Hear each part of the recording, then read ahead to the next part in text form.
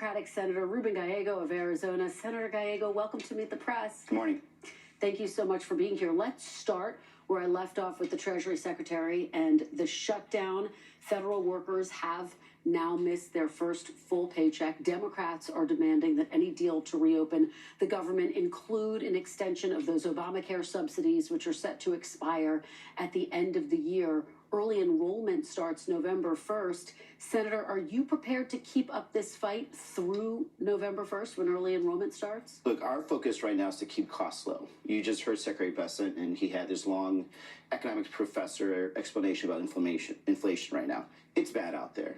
If you go to the grocery store, people aren't buying as much. Food is still high. Energy is high. And now we're going to add health insurance costs on top of that. What we're asking is for the president to take a leadership position, for Mike Johnson to bring back Congress, and let's work on a real compromise. And that compromise will look with some type of reform to the ACA. We get that. We understand that. But we need to assure Americans do not have their inflation, do not see their insurance premiums double overnight. And that's what's going to happen unless Republicans work with us to stop that. But how long are you prepared to stick out this fight? Past November 1st? Past Thanksgiving? I'm not looking at a timetable. I'm looking at everyone's personal pocketbook right now. Do you rule that timetable out, though? I rule any timetable out right now. What I rule and what I focus on right now is trying to keep costs low. Right now, again, everything is just hurting. You know, they talk about the price of rent. It's not going down. It's actually staying stable in some areas, but most of areas it's going up. We're seeing auto loans are now largely in default, largest ever it's had been in quite a while. And we're going to go back and add, again, insurance premiums doubling for 24 million Americans. That is a decision that the Republicans are going to make, and then they have to own for the next year. And I'm not quite sure that a lot of Republicans in swing districts understand what they're about to do. Well, you talk about hurting. I do want to play you something that one furloughed federal worker had to say as she lined up outside of a food bank in Maryland. Those lines are getting longer. Take a listen. It's pretty difficult. You know, you're trying to figure out how you're going to, pay your bills, eat, but I mean, we have to make a way. So so that's why I'm here today, to see what the options are as far as, food options we can get today. Senator, how do you explain to federal workers like the woman who we just heard there continuing this shutdown? Yeah. They feel like they are being punished and caught in the middle. Why not make a deal now? Well, look, and we've actually tried. Just last week, we introduced a bill to actually pay all federal workers through the shutdown. And it was not even given a vote. The Republicans came down and stopped the UMass consent, which would have been a very clean bill saying no matter who you are, as long as you're a federal employee, you're going to get paid while we work this out.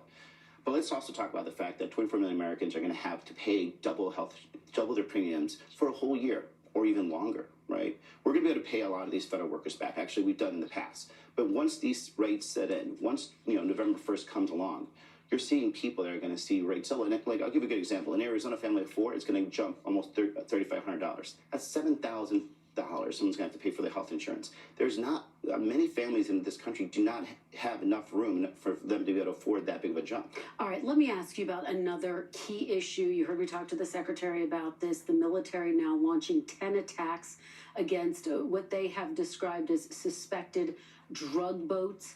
This is happening largely in the Caribbean. They've killed more than 40 people so far. President Trump saying he may even order land strikes into Venezuela with or without congressional approval. He was asked about it this week. Take a listen. I don't think we're going to necessarily ask for a declaration of war. I think we're just going to kill people that are bringing drugs into our country. Okay? We're going to kill them. They're going to be like dead. The Trump administration insists these strikes are consistent with international law. Do you agree with that? No, it's murder. It's very simple. If this president feels that they're doing something illegally, then he should be using the Coast Guard. If there's an act of war, then you use our military, and then you come and talk to us first. But this is murder. It's sanctioned murder that he is doing that. And it's very simple for someone like him to talk about killing people or doing something in the name of war. He's never actually served. He's never actually pulled a trigger. And it's very dangerous what he's doing, both to our international relations, to our friends down in South America, and to these men and women that have to make these calls for a president who has zero understanding about the responsibility someone has when it comes to having to make life and death decisions. It's disgusting what he's doing. Okay, he says he will brief Congress. We'll see how that unfolds. I do want to ask you about something that has gotten a lot of attention nationwide, the destruction of the East Wing of the White House. It was demolished to make space, of course, for President Trump's ballroom. It's a move that has sparked some backlash from Democrats, even from some Republicans. Former Republican Congressman Joe Walsh said this. I'm going to read you part of it.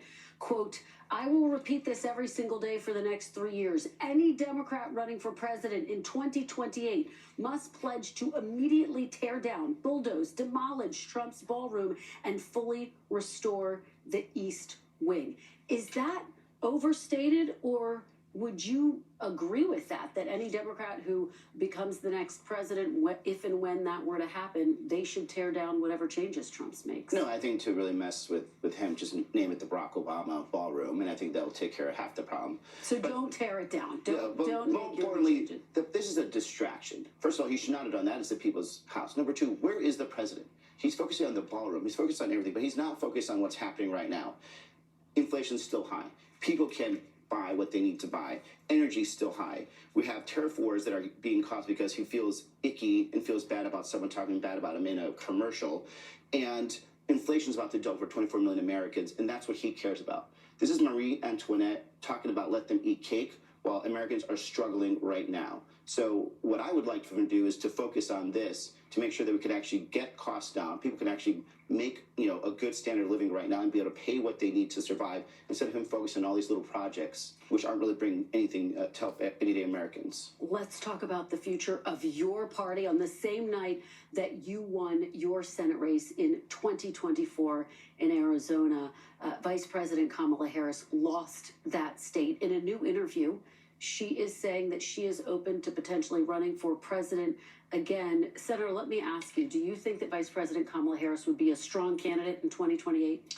I thought she was a strong candidate in 2024. I think there's a lot of strong candidates in 2020. I think she would be a strong candidate also in 2028. And that's going to be left up to the primary voter to decide. But would you encourage Vice President Kamala Harris to run? I would probably talk to a lot of candidates and see where they are. I can't say I'll encourage her right now, so I want to see what her policy positions are and make sure they align with the voters of Arizona, make sure it's a winning message. But I wouldn't rule it out. Okay, and you've gotten a little bit of buzz. Would you rule out a run yourself? Are you thinking about it in 2028? Well, as I was just telling you earlier, first I got to take care of these 3 kids and deal with getting us through 2026, bringing back inflation down, making sure that 24 million Americans do not have their insurance rates doubled starting November 1st. And then maybe all after that, I'll start thinking about something like that. Okay, so not ruling it out. Okay. Senator Gallego. Thank you. Thank you so much for being here. We really appreciate it. When we come back, new warning signs for the economy, a shutdown with no end in sight, and President Trump's new $300 million White House ballroom. The panel is next.